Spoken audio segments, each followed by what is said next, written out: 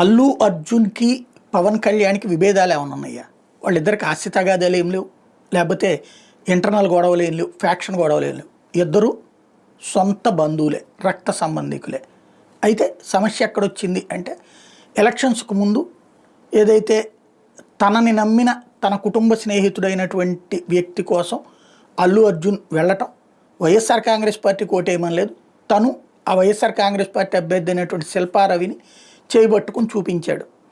ఆ కారణంగా ఇక్కడ పవన్ కళ్యాణ్ ఒక పక్కన పోటీ చేస్తుంటే, కుటుంబ సభ్యుడు పోటీ చేస్తుంటే జనసేనకు మద్దతు పలకాల్సింది పోయి నువ్వు వెళ్ళి వైఎస్ఆర్ కాంగ్రెస్ పార్టీకి, ప్రత్యర్థి పార్టీకి మద్దతు ఇస్తావా అంటూ తీవ్ర ఆగ్రహం వ్యక్తం చేశారు అభిమానులు.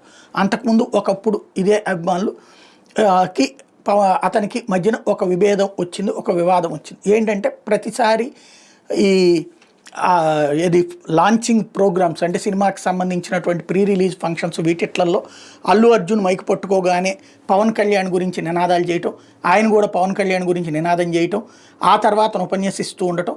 అయితే ఇది పదే పదే అయిపోయి ఆయన ఉపన్యాసం వినకుండా పదే పదే పవన్ కళ్యాణ్ పేరుతో నినదిస్తున్నప్పుడు మనం వచ్చింది ఒక సినిమా ఫంక్షన్, దాని గురించి ప్రమోట్ చేయడానికి.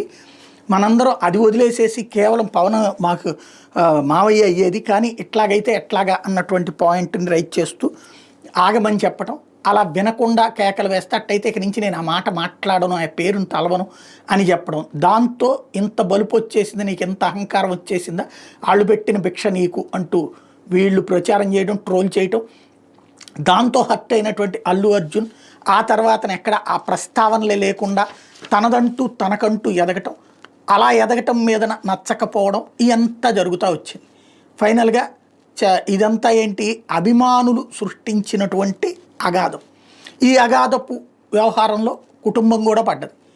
చివరికి పవన్ కళ్యాణ్ని రామ్ చరణ్ డిజోన్ చేసుకోవడం, అతను ఎవరు సాయి ధరమ్ తేజ్ డిజోన్ చేసుకోవడం, ఇట్లా సాగుతూ వచ్చింది.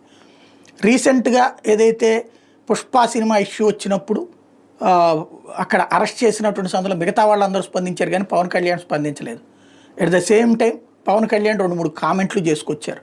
దాంతో ఈ గ్యాప్ మరింత పెరిగిందనుకుంటే ఎట్ ద సేమ్ టైం పుష్పకి ఎక్కువ రేటుకి టికెట్లు అమ్ముకోవడానికి పర్మిషన్ రాష్ట్ర ప్రభుత్వం ఇచ్చింది. అంటే నాకు వ్యక్తిగతంగా అల్లు అర్జున్ మీద ఏ కోపము లేదు అన్నటువంటి చూపెడుతూ అహం అన్నటువంటిది కార్యకర్తల అహాన్ని సంతృప్తిపరిచే ప్రయత్నం పవన్ కళ్యాణ్.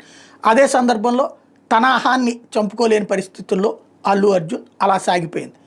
ఇప్పుడు మొన్నటి అరెస్ట్ తర్వాత తనలో వచ్చినటువంటి పరివర్తనం ఏమో ఇప్పుడు తాజాగా పవన్ కళ్యాణ్ కుమారుడు ఏదైతే సింగపూర్లో అగ్ని ప్రమాదం బారిన పడినటువంటి సందర్భంలో ఆ భార్యా బిడ్డల్ని తీసుకుని పవన్ కళ్యాణ్ ఇండియాకి రావటం, వచ్చి రాగానే శ్రీవారిని దర్శించుకుని అక్కడ అన్న కొణిదెలా వచ్చేటప్పటికి తను తలనీలాలు సమర్పించడం, ఆ తర్వాత అన్నదానానికి 17 లక్షలు డొనేట్ చేసి అన్నదానం చేయటం, ఆ తర్వాత హైదరాబాద్లో ఉన్నప్పుడు నిన్న అల్లు అర్జున్ స్నేహ భార్య కలిసి వాళ్ళ ఇంటికి వెళ్ళి పవన్ కళ్యాణ్ని కుటుంబాన్ని పరామర్శించారు.